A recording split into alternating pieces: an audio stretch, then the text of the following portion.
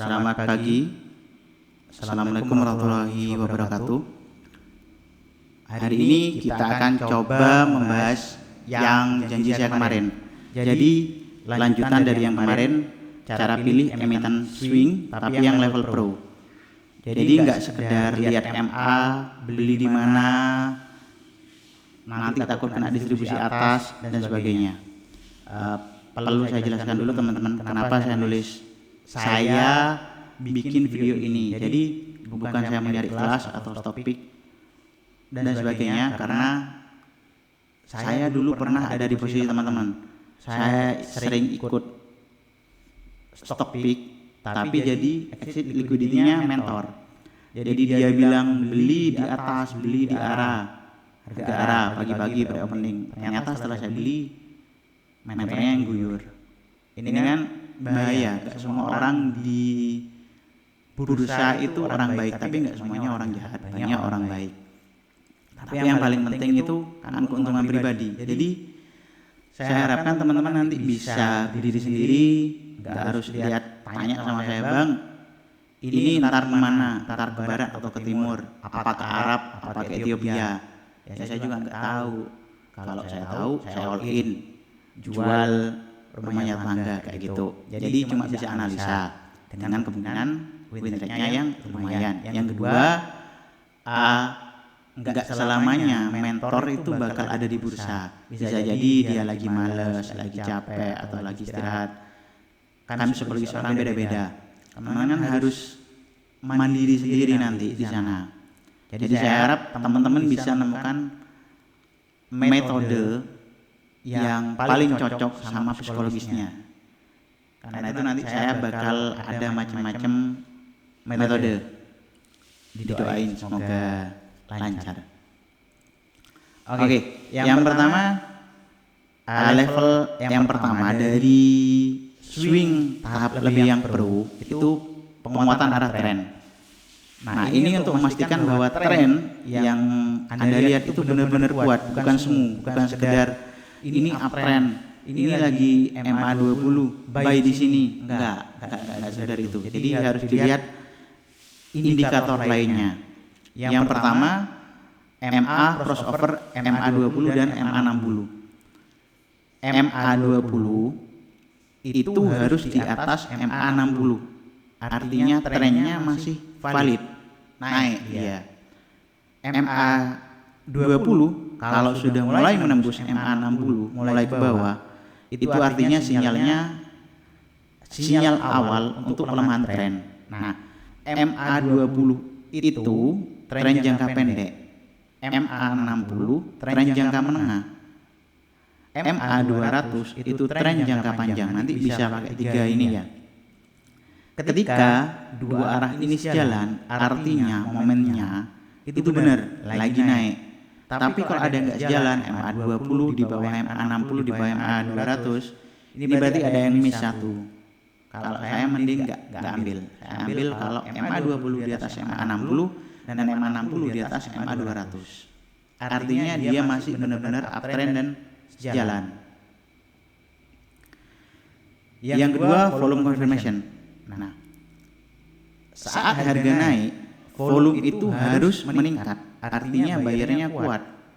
Tapi saat koreksi volumenya itu kecil. Artinya koreksinya sehat. Tapi seandainya saat koreksi volumenya besar, artinya itu guyuran, bukan koreksi sehat lagi.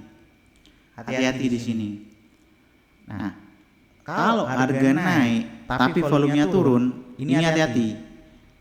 Ada potensi false breakout. Logikanya volume itu adalah bensin untuk menggerakkan harga. Naik tanpa volume seperti mobil tanpa bahan bakar, kapanpun dia bakal mogok karena bensinnya udah habis. Jadi nanti harus dilihat juga kenaikannya disertai volume, kenaikan volume atau enggak. Kalau naiknya banyak, volumenya kecil, mending skip atau hati-hati. Yang ketiga, trade lainnya dan strukturnya itu harus higher high dan higher low. Nanti saya jelaskan, ada pembahasan lebih lanjut untuk ini. pastikan harga itu masih membentuk higher high dan higher low. Kalau dia sudah strukturnya lower high dan lower low, artinya trennya sudah mulai berbalik. Logikanya, struktur harga itu adalah kerangka utama dari pergerakan tren. Ini lebih kuat daripada indikator. Jadi teman-teman harus cek dia trennya gimana, higher high, higher low. Ini bagus. Kalau seandainya dia mulai bentuk lower high dan lower low, mending tinggalkan atau hati-hati. Yang level kedua setelah itu penguatan momentum kapan entry dan kapan exit. Jadi ini membantu menentukan kapan masuk dan keluar dengan risiko kecil dan peluang besar. Jangan balik. Rata-rata retail itu masuk itu maunya ya resikonya kecil peluangnya besar, tapi kebalik. Yang ada itu mereka resikonya 10, rebatnya 1. Ini riskan. Nanti tiba-tiba tanya, "Bang, saya nyangkut gimana ini?" Ya nggak tahu gimana, kenapa masuk kemarin. Poinnya, pertama teman-teman lihat RSI dan divergen. RSI kalau di atas 70 artinya overbought, jadi sinyal potensi untuk koreksi. Kalau RSI di bawah 30 artinya oversold, artinya potensinya rebound. Jadi kalau harga naik tapi RSI tidak ikut naik, artinya bearish divergen, tenaga naiknya mulai melemah. Logikanya RSI itu mengukur tenaga pasar, bukan arah. Jadi bisa mendeteksi kelelahan sebelum reversal terjadi. Teman-teman nanti bisa cek kalau masuk di emiten RSI-nya berapa. Kalau udah RSI 80, mending hati-hati. Meskipun dia masih harganya naik, masuk dikit nggak apa-apa, tapi jangan all in karena ada potensi dia bakal turun. Harus turun karena harganya udah terlalu tinggi. Kalau harganya udah lumayan bagus, RSI-nya udah di bawah 30, ini bertanda untuk bisa mulai masuk. Yang kelima MACD. MACD ini kalau ke atas, crossing ke atas sinyal, artinya momentum naiknya baru dimulai. Kalau MACD crossing ke bawah sinyal, artinya momentum naiknya itu mulai melemah. Teman-teman bisa lihat posisi MACD terhadap level 0. Kalau di atas artinya itu bullish, kalau di bawah artinya bearish. Jadi logikanya MACD itu membaca percepatan tren, mirip speedometer pada mobil. Jadi teman-teman lihat dulu RS udah screening seandainya ini lagi uptrend, MA20, MA60 masih jalan, cuma dilihat dulu volume, MACD, RSI ini harus masuk semua. Yang keenam Bollinger Band. Seperti yang dibahas kemarin cukup dalam. Nah, Bollinger Band ini bisa jadi titik kapan kita harus TP atau exit terakhir. Kalau harga menyentuh upper band dan volume besar, artinya itu potensi untuk take profit. Di sana mending take profit dulu. Kalau harga mantul dari middle band MA20, artinya bisa mulai sinyal beli di sana. Kalau harga breakdown BB bawah plus volume besar, artinya harus cut off di sana. Jadi BB atas untuk TP, middle band MA20 itu middle bandnya BB itu potensi untuk masuk, dan BB bawah plus volume besar artinya potensi untuk sell off. Logikanya BB itu menunjukkan deviasi harga rata-rata. Kalau harganya terlalu jauh, biasanya akan kembali ke min, baik itu terlalu jauh ke atas atau terlalu jauh ke bawah. Dia bakal balik ke min, ke bawah. Yang ketiga, level selanjutnya. Level 3 itu konfirmasi dari smart money. Jadi ini untuk membaca apa pergerakan harga itu didukung oleh bandar asing atau hanya retail yang iseng masuk aja. Poinnya yang ketujuh, teman-teman bisa lihat bandar value dan average price. Jika harga naik bersama nilai akumulasi besar, artinya bandar sedang naikin harga. Jika harga naik tapi bandar net sell, hati-hati, bisa jadi jebakan distribusi. Saya itu ada screening, ada alat rumus untuk menentukan kapan bandar itu lagi net sell tapi harganya naik. Jadi distribusi atas. Contohnya WRG. WRG itu kemarin harganya naik terus, belum turun dalam kayak gini. Dia naik terus beberapa hari. Tapi di screening saya dia sudah keluar. WRG lagi distribusi atas. Harga masih dinaikkan, artinya bandar mau jual di atas, tapi sudah mulai distribusi. Jadi saya hindari kayak gini. Karena kita nggak tahu kapan bensinnya bandar itu habis.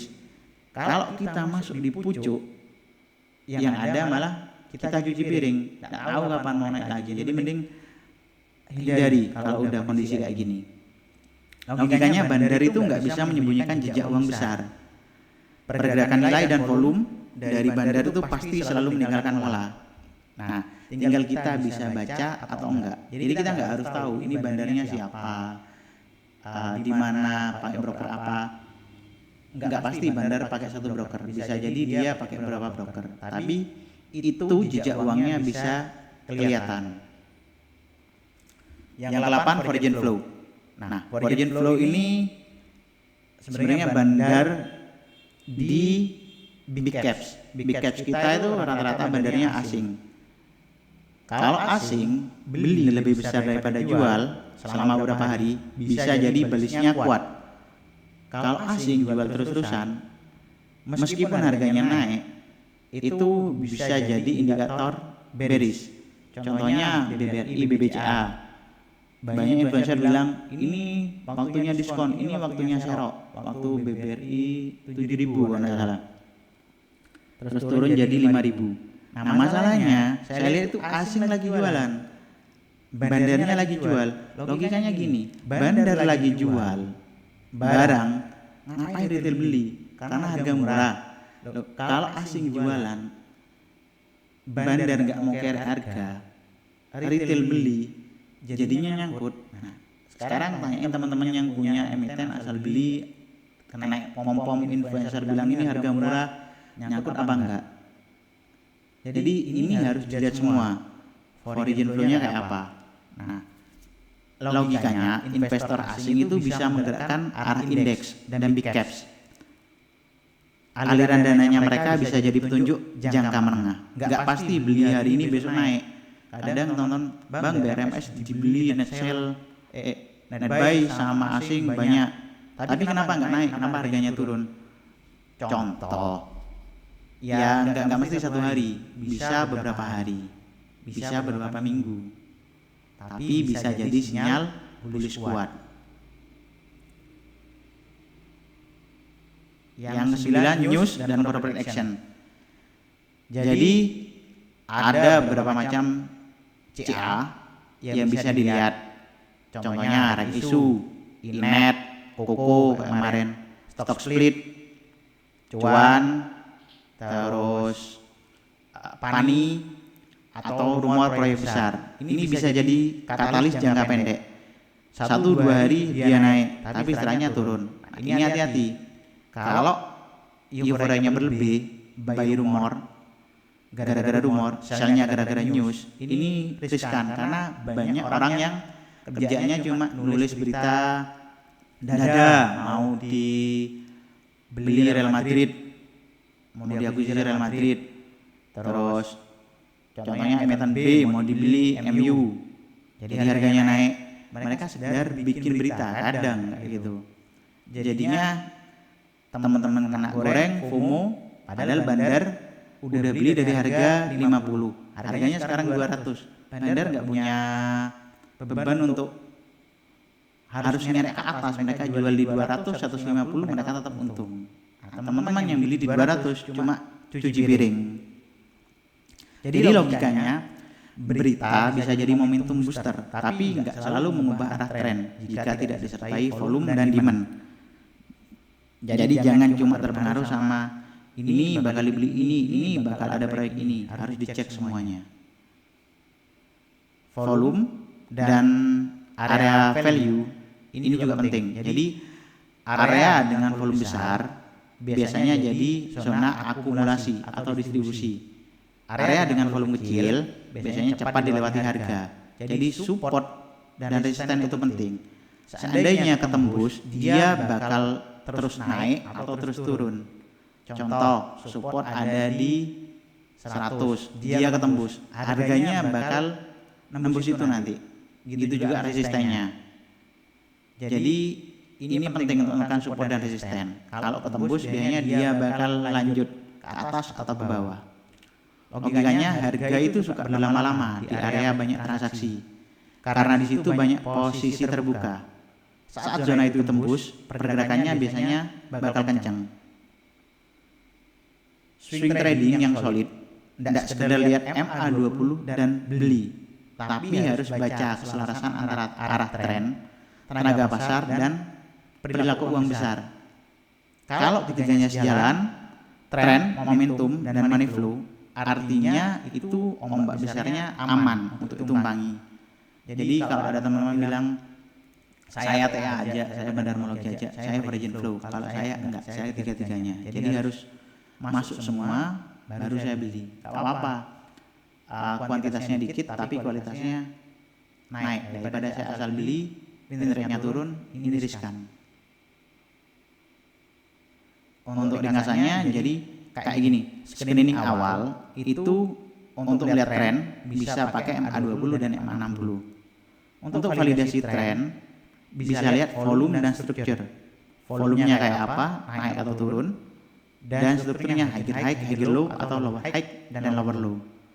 Entry timingnya itu posisi sehat atau guyuran, bisa lihat MACD, RSI, dan MA20. Nah, ini kapan waktu yang pas masuk, benar apa enggak? Exit timingnya itu dilihat overbook atau enggak. Biasanya BB atas sama RSI-nya di atas 70. Yang terakhir confirm smart money, arus dananya, bandar, foreign, dan volume profile itu kayak apa. Kalau dia sejalan semua, kita bisa masuk di sana. Untuk contohnya, saya buka lagi energi. Contohnya kayak gini, ketika energi dia naik di atas MA20, volumenya juga naik. Jadi nanti ketika volume naik biasanya disertai sama kenaikan harga. Nah, ketika dia sudah di BB atas, ini teman-teman cek RSI-nya. RSI-nya dia sudah sekitar 85. Nah, ini kan udah nyentuh BB atas, RSI udah overbook, ya kita TP dulu di sini. Nah, benar, setelah itu dia turun. Nah, ketika di sini nyentuh MACD sudah hampir sama, nggak apa-apa, kita bisa masuk lagi. Jadi patokannya di sini. Kita lihat bandarnya juga, dia terus naik. Oh, aman masih, meskipun RSI-nya agak tinggi, nggak apa-apa. Saya bisa masuk.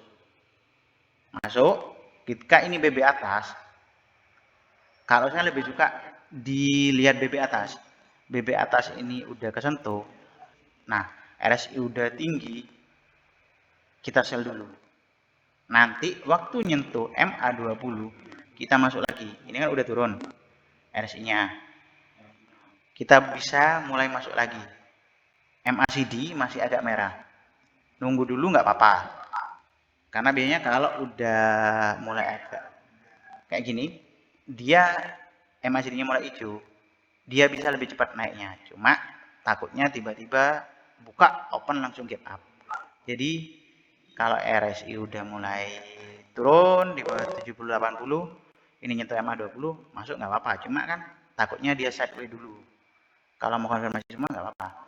Nah, sama bandar value. Kalau saya lihat bandar value masih terus naik. Ini masuk MA20, RSI aman, MACD aman, volume lumayan, ya udah, saya bisa masuk lagi. Nah, ini waktu dia di sini di BB atas, bandar RSI-nya juga sudah overbought, MACD-nya juga, ya udah, TP dulu di sini, kayak gitu. Oke, selamat pagi teman-teman, semoga sukses selalu.